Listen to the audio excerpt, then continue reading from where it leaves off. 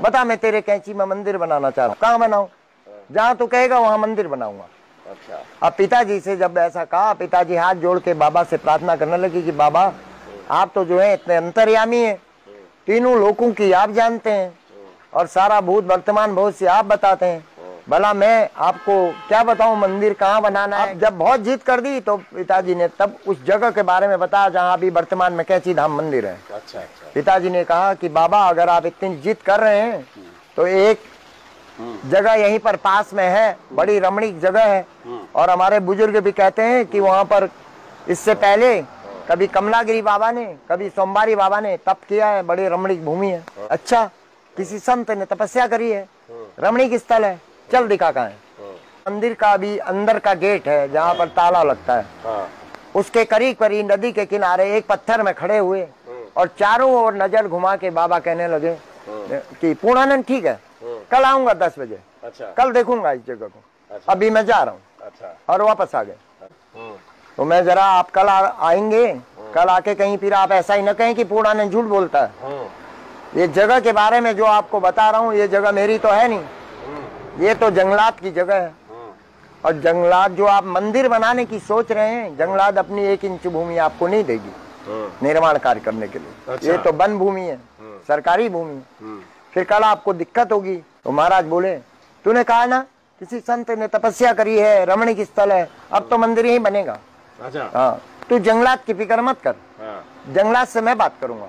अच्छा। कल 10 बजे आऊंगा, कल देखूंगा। दूसरे दिन बाबा जब आए तो उनके साथ फॉरेस्ट की पूरी टीम, फॉरेस्ट अफसर, कंजर्वेटर बाबा जी के साथ, एक गाड़ी कंजर्वेटर फॉरेस्ट वालों की और एक गाड़ी में बाबा कि पूर्णानंद ये झाड़ी कैसे साफ होगी, अंदर कैसे घुसे, कैसे देखें उस जगह को।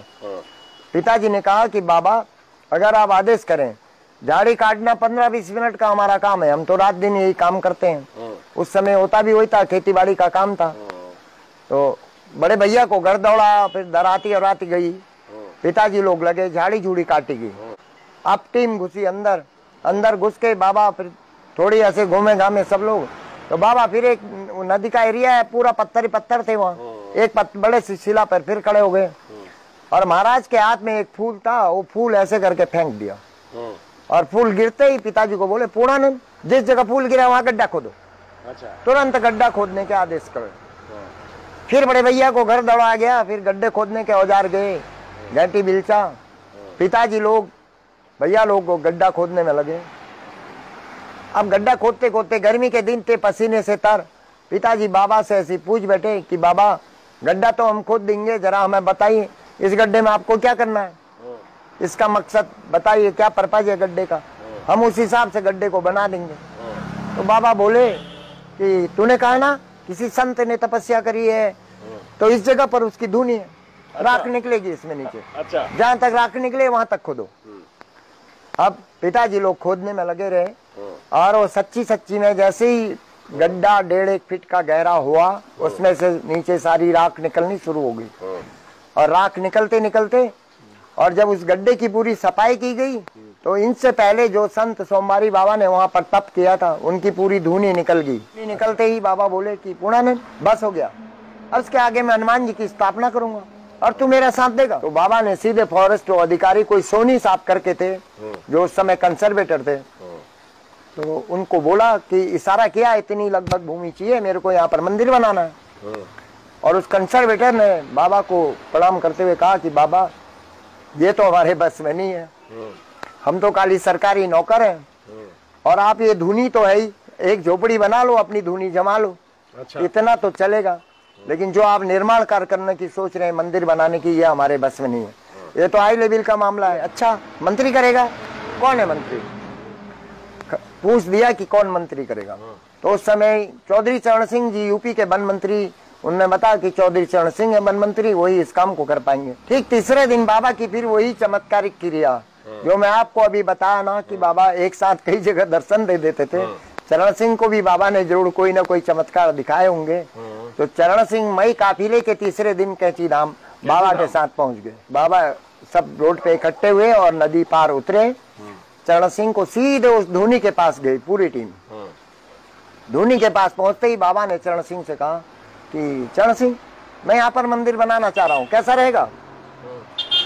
अब उसको कुछ ना कुछ लीलाएं तो बाबा ने दिखाई होंगी, तो एकदम उसने हाँ भर दी।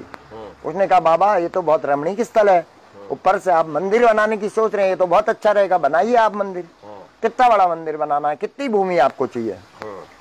तब बाबा ने उसको भी इशारा करके ऐसे बोला कि लगभग कितनी भूमि चाहिए, इतनी भूमि के लिए कह रहे हैं, उससे दुगनी चौगुनी भूमि नाप दो। अच्छा, जितना भी पहाड़ी के नीचे नदी का किनारा समतल एरिया है, लास्ट कोने तक देखना बहुत बड़ी भूमि है वो। तो सारी भूमि नापो और इसका सरकार बनाम बाबा दान नामे का पट्टा तैयार करो। अच्छा, 1 रुपया सालाना लीज रख दो कि बाबा राजकोष में देंगे।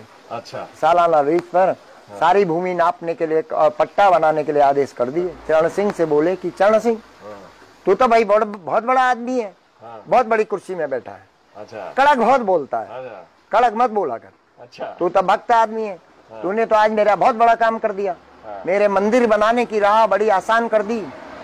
और उसके भी 2 थपकी मारी पीठ में कि जा एक दिन देश का प्रधानमंत्री बनेगा। उसी दिन दे दिया? उसी दिन ये कह दिया कि जा देश का प्रधानमंत्री बनेगा। तो बाबा के मुंह की वाणी आज तक के इतिहास में कोई झूठ नहीं हुई। और मंदिर की नींव का पत्थर पिताजी से बाबा ने रखवाया। तो बाबा कहते थे कि पूर्णानंद तू नींव का पत्थर रख दे, बाकी मेरा सब काम होते रहेगा।